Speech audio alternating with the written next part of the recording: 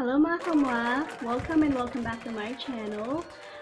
So for today's video, we're going to be talking about my journey as a virtual assistant, and I'll be answering some of your questions that you guys have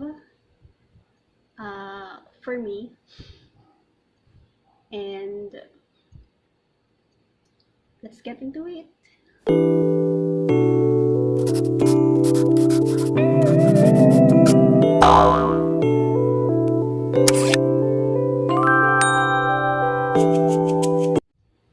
Okay, so let's start with first question.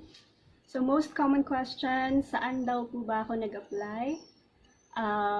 The name of the agency kasi ito guys, and the name of the company is Pro Sulum LLC.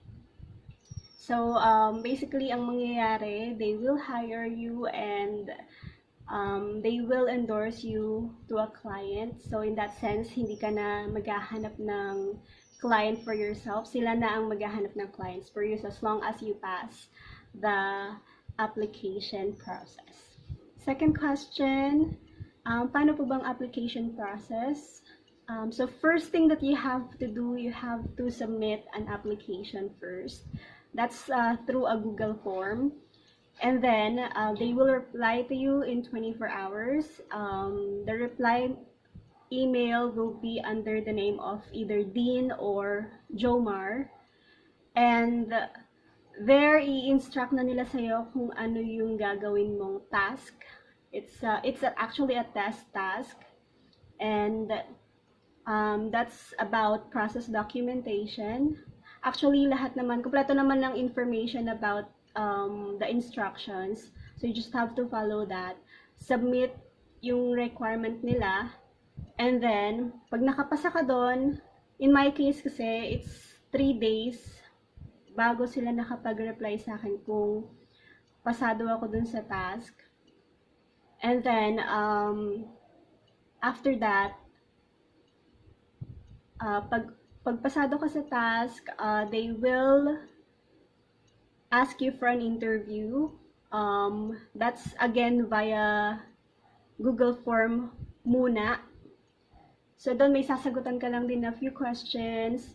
Pag okay ka ulit doon, pag nag-qualify ka for that, that's the time that they will send you an email. Basically, on that email, they will ask you to, or they will instruct you to set as an appointment or a schedule for your initial interview. That's via Calendly application. So, ikaw ang magpo-plot ng date kung kailan mo gusto ma-conduct yung first or initial interview mo. And then, just have to wait. And then, after the initial interview, pag pasado ka, you will move forward to the final interview. And then, ayun yung sa video na shinare ko sa inyo, that's the final interview. Tapos after that, they will endorse you to nesting or to training. That's 3 days training, paid. And when you pass the nesting, that's the time na, you know, you just have to wait for you to be endorsed or to be on board to your very first client. And there you go. That's the process. Another common question na na-receive ko after that video that I shared is kung Filipino or foreigner daw ba ang interviewer. And the answer is yes, it's a Filipino. Both in my case, initial and final interview, it was conducted by a Filipino interviewer. Okay, and next question.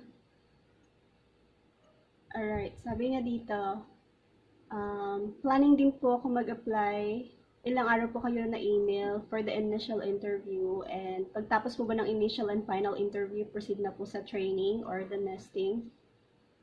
Okay, so in my case, 3 days bago ako na-entertain for my initial interview. So just like what I said earlier, may pinagawa pa kasing test task in between. Tapos after the test task, they will send you a Google form to answer. It's like an interview via Google, an initial interview via Google form. Tapos pag okay ka doon, magpo-proceed ka na doon sa initial interview. And again, that took me 3 days to receive a reply or an update. And then after that initial interview, I waited 1 week for my final interview.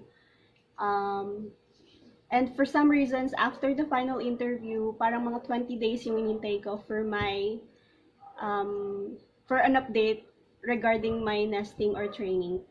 Also, share ko lang, may nakapansin kasi na medyo mahaba daw yung interview or yung final interview ko. And I think the same kasi feeling ko talaga may factor yung pagpili ko ng interview schedule. So like what I said earlier, kayo ang mag-plot ng schedule nyo for your initial interview, and it just so happened na ang pinili kong interview time is the very first one or the earliest kasi nga gusto ko na agad magka-work, agad-agad, ganon. So, pinili ko yung pinakamaaga, and that also means, you know, you're the first interviewee na i-entertain ng interviewer. So, he still has, you know, plenty of time to ask you all the prepared questions that they have. So that's just, you know, another tip that I could give you. Kung gusto nyo na, you know, medyo light lang ang question and answering portion, charot. Then choose the most convenient one for you. Okay? Pero kung confident ka naman na kaya mo, you know, go ka sa mahabang Q&A, then it's okay to choose the earliest as well. One more question that I received, is it an advantage if you have a BPO experience? If you have already watched my video, malalaman nyo na I have BPO experience for over 9 years, and for me, to be honest, it is an advantage, and there's also a disadvantage on that. Advantage kasi kahit papaano may alam ka na, parang alam mo na yung flow ng magiging interview. And like, you know, it's mostly situational, tapos andun pa rin palagi yung self-introduction, which, you know, the interviewer will ask you, or will have you to say something about yourself. Basta kung hindi nyo pa napapanood yung video ko, panoorin nyo na lang so that you can find out, you know, some of the situational questions na pwedeng itanong sa inyo. So another question na na-receive ko, magkaiba po ba yung questions from initial interview to final interview? For me, I mean, to my case, it's actually almost the same. Parang sa final interview, ano lang, yun lang, may nadagdag lang na situational questions. For the initial interview, it's more relaxed. Parang it's just, you know, getting to know you and really weighing your communication skills and really knowing just a bit of your background. Whereas to final interview, meron ng situational. So I think ang sinusukat na nila doon is your potentials, and they will also measure kung, or they will already try to measure kung kaninong possibly client ka pwedeng ma-match with those skills and potentials that you have.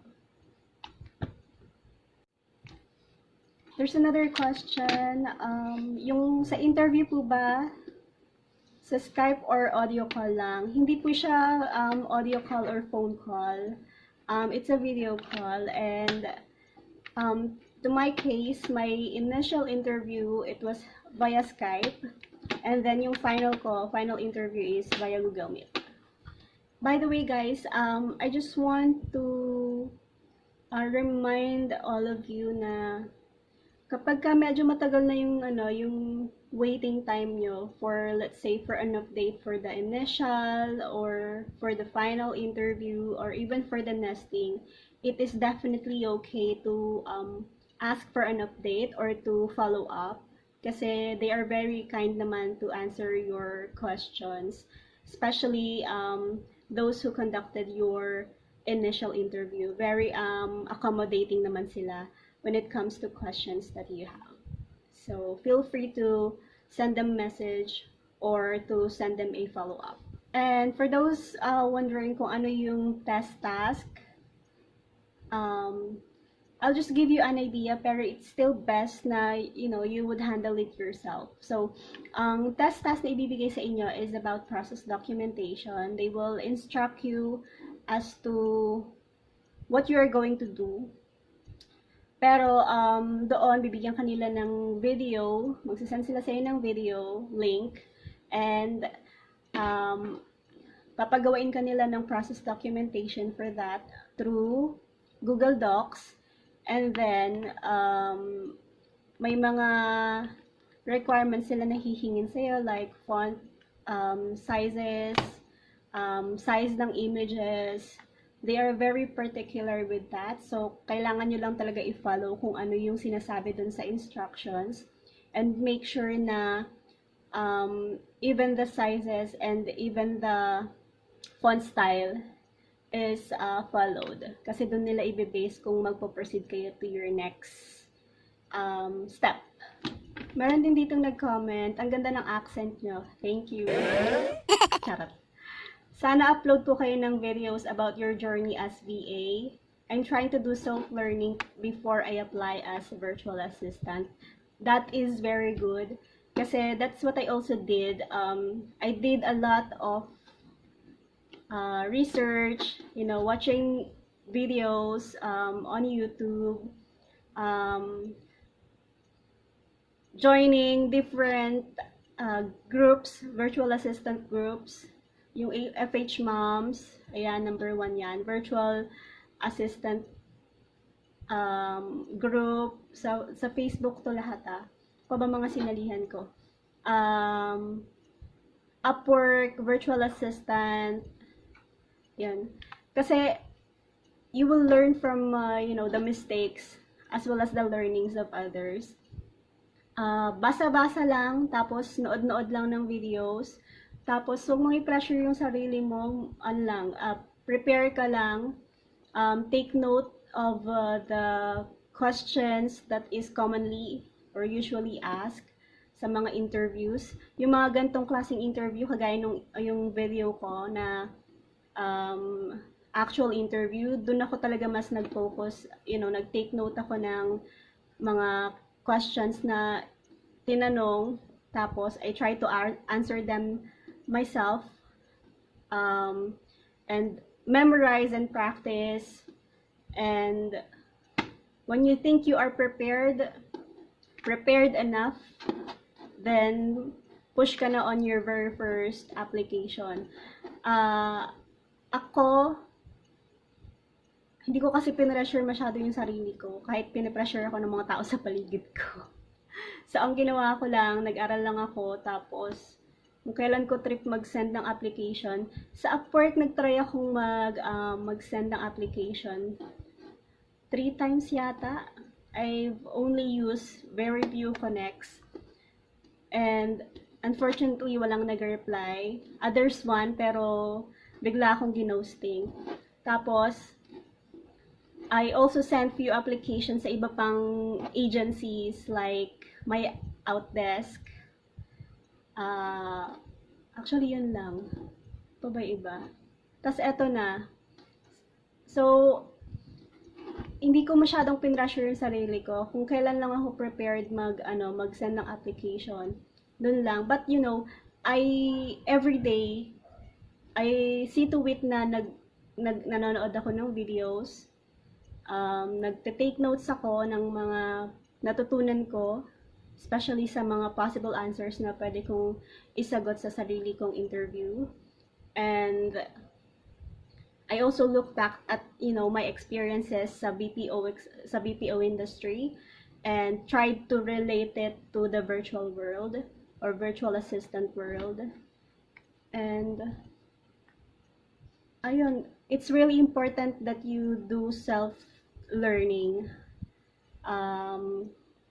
And definitely be prepared, especially for your first or initial interview. Kasi that's where it will all start. You know, after your initial interview, parang pag napasa mo kasi yan, parang magigain mo na yung confidence mo for your final interview. So, kaya niyan. There's one question, how virtual assistant works. Sa Pro Sulum kasi, depende kung kaninong client ka mapupunta. So, depende rin sa business ng client na yun, kung ano yung magiging task mo. So, there are instances na it's really pure process documentation lang yung gagawin mo. May mga nakausap ako na process documentation lang yung task nila for that specific client. So, kung ano yung gagawin nyo sa test task, take notes kayo dyan and make sure you learn from it kasi i-apply nyo rin yan dun sa magiging client nyo. And in my case, may mga task ako na ginawa na for process documentation lang din. Pero, I am doing mostly, mainly general admin tasks. So, kung ano yung gustong ipagawa sa akin ng client, yun yung gagawin ko as an executive assistant. And there are instances na pag-gagawin ka ng research, pag-gagawin ka ng lead generation, there are instances na tuturuan ka nila kung paano gumamit ng systems, fulfillment orders, and a lot of more things. So, kung ano yung ipagawa sa ng client, they will ask you to document that first, or they will sometimes give you an instruction video. Tapos sa instruction video na yon, panonoorin mo siya, and they will ask you to document it afterwards. And then, after you document it, you will apply it. So, ganun. So, parang yung ganun yung flow ng learning. So, as you learn, you know, they will give you another task, and they will train you via instructional video that you will document, and again, you will apply afterwards, which is really, really helpful sa ating mga nag-i-start pa lang sa virtual assistant world. So, maganda rin talaga. It's an advantage if nasa agency ka kasi you wouldn't have to be wasting much of your time looking for a client because they will do that part for you. Kung ayaw mong ma-hassle, ayun lang. Pero hindi ko naman sinasabi na, you know, looking for a client direct is not good. Definitely, it is good, especially pagdating sa rate kasi pag agency ka, instead of you getting paid directly with a specific amount, yung agency, syempre may cut pa sila doon. So, di mo nakukuha yung buo. Pero, definitely, once experience ka na, you can go and explore for more. Ganon. There's another question. Sorry talaga kung hindi ko nasagot masyado yung mga questions nyo sa comment. But I hope, you know, abot pa ako, makakahabol pa ako. So, there's this one question. If flexible daw ba yung work sa client or hindi? There are cases na, again, depende kasi siya sa kung saan or kung kaninong client ka may endorse. So, there are cases na flexible, there are cases na hindi. na fix yung schedule mo. Sa client ko mismo ha, we are, 6 VAs. And how many? 4 of them. Sa 6 VAs, 4 of those, flexible yung schedule nila. Meaning they can, it's 8 hours a day or 40 hours a week. Pwede silang pumasok ng 5 hours muna for a day, pahinga ng 2 hours, tapos login ulit ng another hour, as long as makomplete nila yung 8 hours. Ganun yung nangyayari dito sa client ko, pwede siya. Pero ako kasi, I am currently on a fixed schedule. I'm following, at the moment, PST time zone. I'm starting my shift at 11 and ending it at 8 o'clock in the morning. And tinitake ko kasi yung 1 hour lunch break ko where you have to log out. Pero pwede ko rin siyang i-straight ng 8 hours na straight, pero hindi ko kasi kaya ng ganun. Minsan na nababurn out ako, so kailangan ko talaga ng pahinga in between. Pero again, there are cases na flexible and there are cases na straight. And in terms of, schedule, sa akin currently, I'm following a Monday to Friday schedule and 2 days off. I also have a teammate na split ang day off niya. So it really depends. So that definitely will be discussed with you, by your client or by your facilitator. And yeah, just don't hesitate to ask questions if you guys have questions sa facilitator or dun sa magkakandak ng nesting or training nyo. Okay, last question. I think ito muna yung last for today, for this video. Hiring pa po ba si Pro Sulum? Definitely, yes. Especially right now.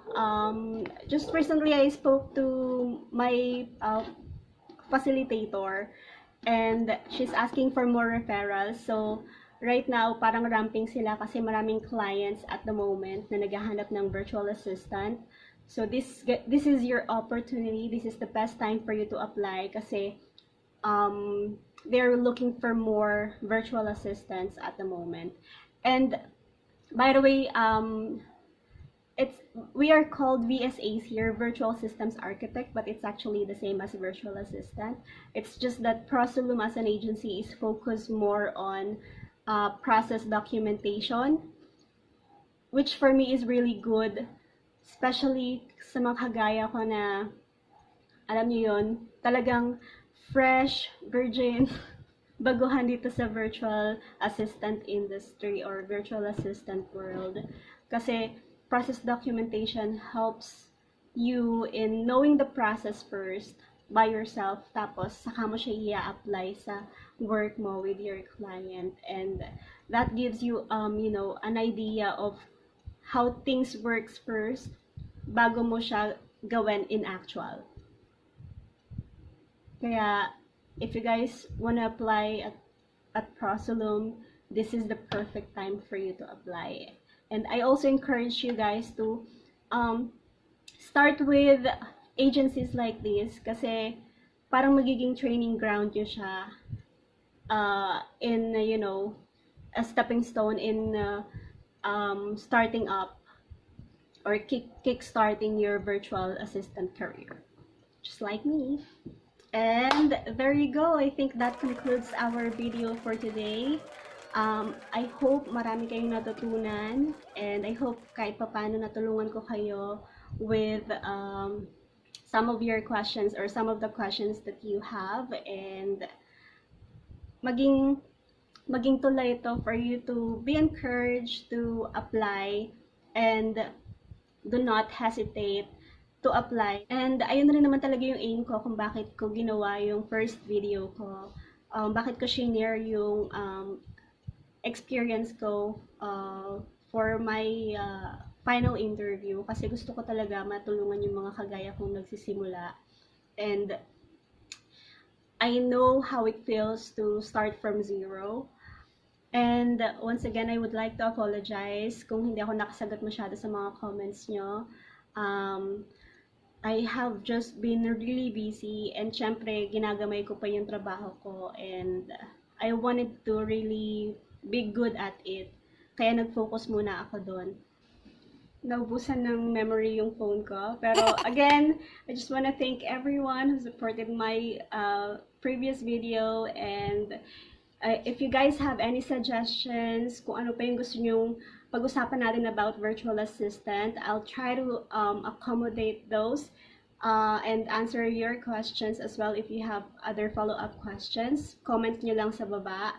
And if you want to try to reach me, unfortunately, hindi na ako active sa Instagram, so you can contact me via Skype. I'll just share my Skype ID. So probably you guys can just private message me. And also, while waiting, you know, I just want to share, I have this platform that I use na kahit papaano natulungan ako na hindi masyadong mainip sa pag-iintay for my endorsement with Pro Sulum. And it's called QA World. So with that platform, it's very simple. All you have to do is transcribe audio or audio calls into text. And it's a transcription company. So kahit papaano may ginagawa ako while waiting. So if you guys wanna learn something about QA World, how transcription, it's very easy. Kahit mga baguhan na kagaya ko, pwede nyong gawin yan. I would suggest you start with that. You know, kahit papaano may matututunan kayo and may magigain kayong experience from it. If you wanna learn about QA World, comment din kayo so that I can do that on my next video. Para hindi kayo mainip sa pag-iintay. Because like what I said, it's gonna be a waiting game. Have to wait for you to be endorsed to your first client. So it can be your pastime. So again, suggest kayo. And again, thanks so much for watching. And see you in my next video. Bye!